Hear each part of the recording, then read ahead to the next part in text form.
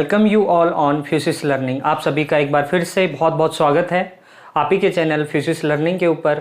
तो हमने एक नई प्लेलिस्ट स्टार्ट की थी जिसका नाम था सेमी कंडक्टर्स। क्या स्टार्ट किया था हमने?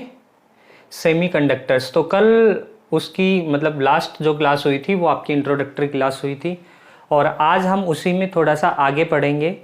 और कल एक क्वेश्चन के साथ मैंने आपकी क्लास को ऑफ किया था। आई होप आपने वहाँ पे सर्च किया होगा कि carbon also has valency 4 but it is insulator, but silicon and germanium are semiconductors. Why? मतलब कि वैलेंसी अगर हम देखें तो इसी वाले जो है वर्टिकल लाइन के ऊपर पीरियोडिक टेबल में काम से गए शंकर प्रभु इस तरीके से आता है। बट कार्बन को हम एक इंसुलेटर की तरह ट्रीट करते हैं और सिलिकॉन एंड जर्मेनियम, और वो अलग बात है, एक्सेप्शंस हर जगह होते हैं, जैसे ग्रेफाइट कंडक्टिंग बिहेवियर शो करता है, but most of the cases में कार्बन जो है एक इंसुलेटर होता है। तो कार्बन जो है वो इंसुलेटर है, but silicon and germanium both are semiconductors. Why? तो इस चीज़ का हम पता लगाएंगे आज। पहले ये देखिए, कल हम बात कर रहे थे कंडक्टिविटी और रेसिस्टिविटी की। तो जो मेटल्स हैं उनके अंदर कंडक्टिविटी क्या होती है? हाई होती है और रेसिस्टिविटी लो होती है। तो देख सकते हो आप यहाँ पे 10⁻⁻2 to 10⁻8 ohm into metre resistivity होती है मेटल की। 10⁻2 to 8 ohm inverse metre inverse. अगर ऑपोजिट है तो इसकी यूनिट और डायमेंशन भी इसके जस्ट ऑपोजिट होंगी और इसका बिहेवियर भी कुछ जस्ट ऑपोजिट ही हो जाएगा। मतलब इसकी जो रेंज होगी वो 100 टू 10⁸ के बीच में होगी। मेटल्स की कंडक्टिविटी आप देख सकते हो कि बहुत हाई है। यहाँ पे सेमीकंडक्टर के बारे में अगर देखें तो ये नेगेटिव में भी जा रहा है, पॉजिटिव में भी। मतलब ये मेटल्स और इधर क्या है हमारे पास, सॉरी दिस इज इंसुलेटर्स।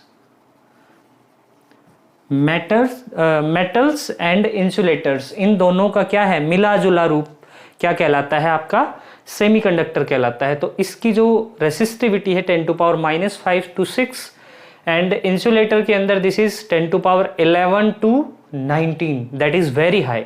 तो ये जो है रेसिस्टिविटी इनके बीच में एग्जिस्ट करती है। Also conductivity will also be the same manner 10⁵ to 10⁶।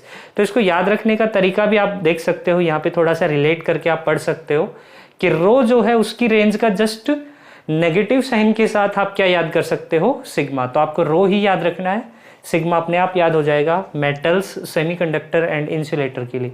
Theoretical questions कई बार पूछ लेता है तो वहाँ पे आपको ये चीज़ें ध्यान रहनी चाहिए। अब बात करते हैं हमारे लास्ट क्लास में पूछे गए इंपॉर्टेंट क्वेश्चन की। Carbon also has valency 4 but it is insulator, but silicon and germanium are semiconductors. Why? देखो, अगर हम कार्बन की बात करें तो कार्बन का इलेक्ट्रॉनिक कॉन्फ़िगरेशन अगर मैं लिखूं तो कार्बन कितने नंबर पे आता है? ऑब्वियसली 6। तो ये हो जाएगा 1s2 2s2 2p2। इसी तरीके से मैं अगर लास्ट का कॉन्फ़िगरेशन सिलिकॉन का लिखूं तो this is 3s2 3p2 and germanium is 4s2 4p2। ये हमारे काम के नहीं है, हम इनकी बात नहीं करेंगे फिलहाल। सिलिकॉन और जर्मेनियम के लिए देखिए, ये थर्ड शेल में एग्जिस्ट कर रहा है, ये फोर्थ शेल में, और ये सेकेंड शेल में ही जो है आपके 4 जो वैलेंसी इलेक्ट्रॉन है वो एग्जिस्ट कर रहे हैं। तो अगर हम देखें तो सेकंड शेल जो होती है वो इस न्यूक्लियस के बहुत नज़दीक होती है। तो यहाँ पे ये जो 4 इलेक्ट्रॉन्स हैं ये इस न्यूक्लियस के साथ स्ट्रॉन्ग बॉन्ड बनाते हैं, मतलब बहुत पावरफुल बॉन्ड बनाते हैं। और इनको अगर आप एक्सटर्नल एनर्जी दोगे तो भी ये नॉर्मल एनर्जी पर इससे बाहर, इस फोर्स की रेंज से बाहर नहीं जा पाएंगे। दैट्स वाई ये एक तरीके से बाउंड इलेक्ट्रॉन्स हो गए, हाईली बाउंड कह सकते हो आप इनको, हाईली बाउंड इलेक्ट्रॉन्स। और इन्हीं हाईली बाउंड इलेक्ट्रॉन्स के ना निकलने की वजह से, मतलब फ्री ना होने की वजह से हम कह सकते हैं कि carbon behaves like a insulator, like an insulator, ठीक है। वहीं अगर हम सिलिकॉन और जर्मेनियम की बात करें तो इसकी नेक्स्ट जो शेल है ये 3s है और 3p, इसके कंपेरेटिवली ये ज़्यादा दूर होते हैं, ज़्यादा डिस्टेंट होते हैं, किससे? न्यूक्लियस से। दैट्स वाई हम कह सकते हैं कि अगर इनको हम एक्सटर्नल एनर्जी दें, लाइक हीट दें, टेम्परेचर इंक्रीज करें, तो थर्मल एनर्जी गेन करके भी यहाँ से इलेक्ट्रॉन जो है बाहर की तरफ जा सकते हैं और फ्री हो सकते हैं। और अगर इलेक्ट्रॉन फ्री हो गया तो वो किसकी तरह बिहेव करेगा? कंडक्टर की तरह।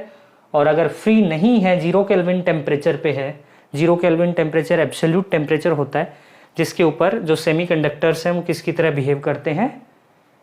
इंसुलेटर की तरह। और जैसे ही हम इसका टेम्परेचर इंक्रीज करते हैं उनमें थोड़ा थोड़ा कंडक्टिविटी चालू हो जाता है, क्योंकि यहाँ से जो इलेक्ट्रॉन्स हैं ये थर्ड शेल से निकल जाते हैं बाहर, फ्री हो जाते हैं न्यूक्लियर फोर्स के रीजन से, और जिस वजह से हम कह सकते हैं कि ये दोनों ही बिहेवियर जो है इनके अंदर होता है, सिलिकॉन और जर्मेनियम के अंदर, वो कंडक्टर भी होते हैं और वो इंसुलेटर भी होते हैं। I hope you got the idea और आपको ये अच्छे से समझ में आया होगा।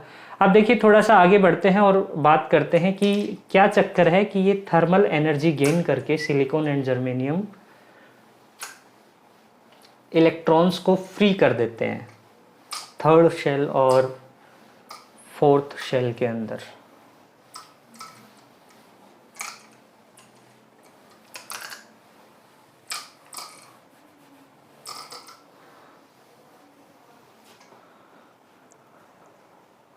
तो देखिए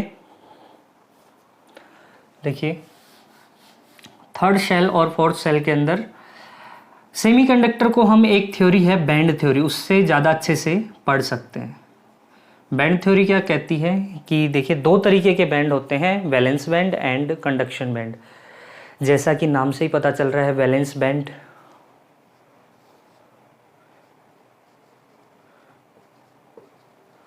जिसके अंदर नॉर्मली इलेक्ट्रॉन्स होते हैं, ठीक है। दूसरा होता है आपका conduction band, this is conduction band. Conduction band के अंदर इलेक्ट्रॉन्स अगर हों तो वो कंडक्टर की तरह बिहेव करता है, यानी कि उसके अंदर करंट का फ्लो इजीली हो सकता है।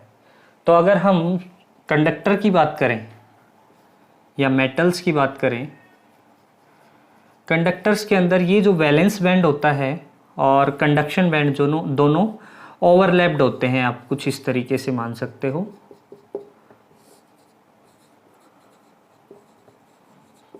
Overlapped. This is conduction band and this is valence band.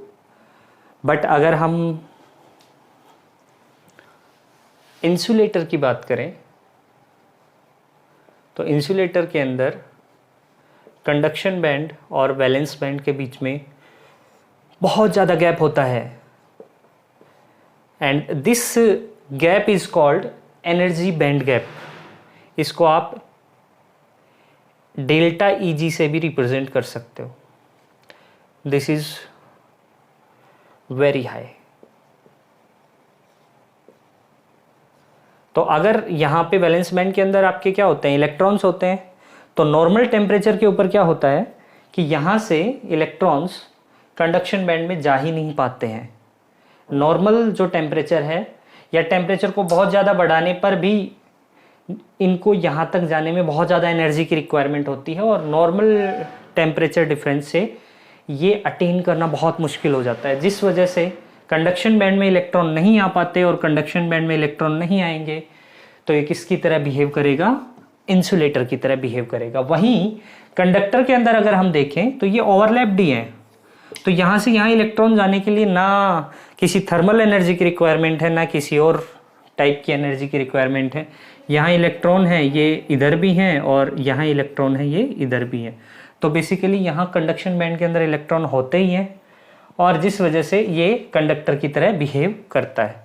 आगे बढ़ते हैं। देखो बैंड थ्योरी के अंदर अगर हम मोस्ट इम्पोर्टेंटली पढ़ते हैं तो वो सेमीकंडक्टर के लिए ही पढ़ते हैं इसको, कि सेमीकंडक्टर के अंदर ऐसा क्या है कि ये कंडक्टर और इंसुलेटर दोनों की तरह बिहेव करे।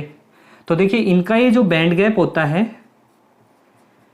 ये कंपैरेटिवली लो होता है, किसके कंपैरेटिवली? इंसुलेटर के कंपैरेटिवली, और कंडक्टर के कंपैरेटिवली थोड़ा ज्यादा होता है। देखिए यहां तो है ही नहीं बैंड गैप, जीरो है, यहां पे जीरो से तो बड़ा होगा ये, तो हम लिख सकते हैं यहाँ पे जीरो से बड़ा होगा यहाँ पे delta E g, and less than some 3 electron volt, 3 electron volt तक ये एग्जिस्ट करता है। ठीक है, यहाँ पे जो डेल्टा ई जी है इसकी वैल्यू होती है 3 इलेक्ट्रॉन वोल्ट से, या ग्रेटर देन कह सकते हो, ग्रेटर देन 5 इलेक्ट्रॉन वोल्ट। ठीक है, तो इस तरह के जो मटेरियल्स होते हैं उनको हम इंसुलेटर्स की कैटेगरी में शामिल करते हैं, और जिनका जो बैंड गैप है, बैंड गैप ये 0 से 3 इलेक्ट्रॉन वोल्ट के बीच में अगर एग्जिस्ट करता है तो हम उस तरह के मटेरियल्स को क्या कहेंगे बताओ जरा सा?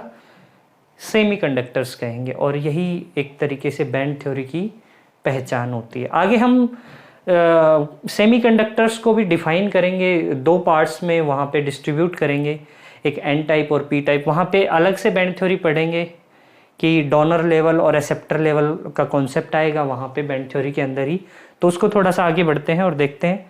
पहले हम सेमीकंडक्टर को 2 पार्ट्स में डिवाइड करते हैं। देखिए सेमीकंडक्टर 2 तरीके के होते हैं, एक तो होता है प्योर सेमीकंडक्टर। प्योर का मतलब वहां पे किसी भी तरह की इंप्योरिटी को ऐड नहीं किया गया हो। तो देखिए यहां पे सेमीकंडक्टर्स जो हैं ये 2 तरीके के होते हैं। एक होता है प्योर सेमीकंडक्टर, ये नाम थोड़ा सा अच्छा लगता है प्योर, हालांकि इसका एक नाम और है इंट्रिंसिक सेमीकंडक्टर, एंड दूसरा है आपका एक्सट्रिंसिक सेमीकंडक्टर, या फिर डॉप्ड सेमीकंडक्टर भी कहते हैं। तो प्योर सेमीकंडक्टर तो हम देख ही चुके हैं, अगर उसमें किसी भी तरह की इंप्योरिटी ऐड नहीं की जाए तो वो सेमीकंडक्टर आपके क्या कहलाएंगे? प्योर या इंट्रिंसिक सेमीकंडक्टर्स, जैसे कि आपका प्योर स्टेट में सिलिकॉन और जर्मेनियम। एग्जाम्पल लिख देते हैं डायरेक्ट इसका, silicon and germanium without any impurity. अब ये एक नया वर्ड है इम्प्योरिटी, इसकी बात करेंगे कि सेमीकंडक्टर में आखिर किस तरह की हम इम्प्योरिटीज ऐड कर सकते हैं। तो देखिए यहां पे एक्सट्रिंसिक सेमीकंडक्टर को हम बोलते हैं सेमीकंडक्टर विद इम्प्योरिटीज, और ये इम्प्योरिटीज क्या होती हैं और किस तरीके से इसके अंदर ऐड की जाती हैं, उसको जानने से पहले हमें ये जानना होगा कि ये किस तरीके की हो सकती हैं इम्प्योरिटीज। तो देखिए 4th ग्रुप में आपके सेमीकंडक्टर एग्जिस्ट करते हैं, silicon and germanium are in 4th group. तो इनके पड़ोसी जो ग्रुप हैं 3rd group and 5th group, इसी की इम्प्योरिटी आप ऐड कर सकते हो।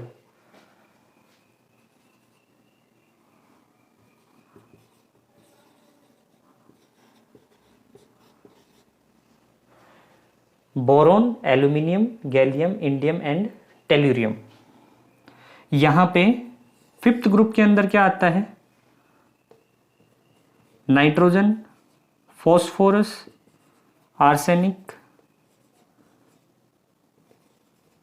बेसिकली यहां पे फॉस्फोरस और आर्सेनिक ही यूज किया जाता है as a impurity, because nitrogen is in gas state. यहां पे भी बोरॉन को नॉर्मली नहीं यूज करके आप एल्यूमिनियम या गैलियम को यूज करते हैं। तो देखिए यहां पे अगर हम 3rd ग्रुप या 5th ग्रुप की इम्प्योरिटी को ऐड कर दें तो वहां पे जो सेमीकंडक्टर हमें मिलेगा उनको डॉप्ड सेमीकंडक्टर या फिर एक्सट्रिंसिक सेमीकंडक्टर कहा जाता है। अब इस एक्सट्रिंसिक सेमीकंडक्टर के भी 2 पार्ट हैं, एक होता है एन टाइप और एक होता है पी टाइप सेमीकंडक्टर। तो देखिए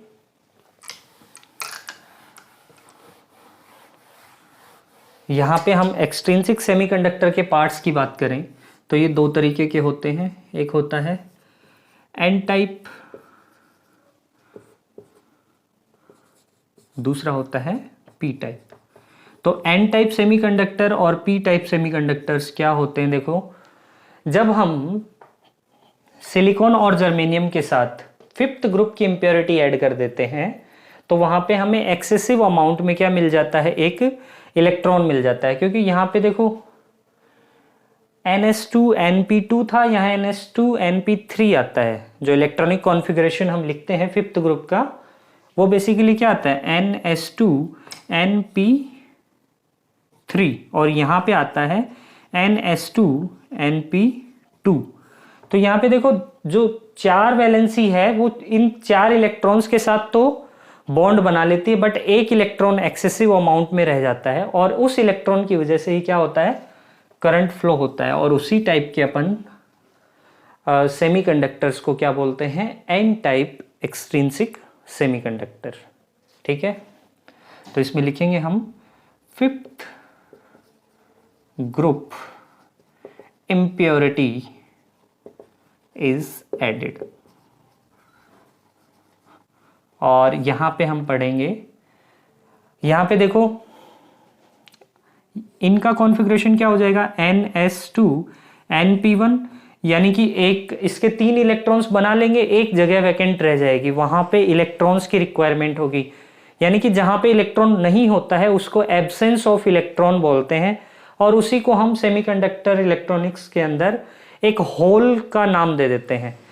मतलब वहां पे होल है भाई, वहां पे इलेक्ट्रॉन्स आकर के एग्जिस्ट करेगा। तो उस तरह के जो सेमीकंडक्टर हैं जहां पे एक्सेस ऑफ होल्स होता है, यानी एब्सेंस ऑफ इलेक्ट्रॉन्स की वजह से जो कंडक्टिविटी फ्लो होती है, कंडक्टिविटी में ऑब्वियसली इंक्रीमेंट होगा, क्योंकि वहां पे इलेक्ट्रॉन नहीं है, कहीं से इलेक्ट्रॉन आएगा और उस इलेक्ट्रॉन की वजह से क्या होगी?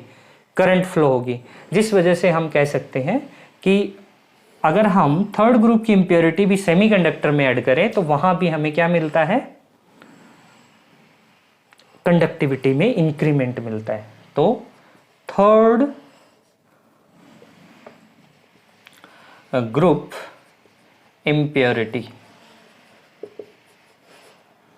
is added। इतनी बात समझ में आई? तो आज की क्लास आपकी 15 मिनट्स की हो चुकी है। नेक्स्ट क्लास में हम बात करेंगे कि एन टाइप और पी टाइप सेमीकंडक्टर का स्ट्रक्चर क्या है, इसकी वजह से करंट फ्लो किस तरीके से होती है, और एन टाइप और पी टाइप सेमीकंडक्टर में बैंड थ्योरी को इंट्रोड्यूस करेंगे। तो मिलते हैं नेक्स्ट क्लास में, तब तक के लिए अपना ध्यान रखिए। जय हिंद।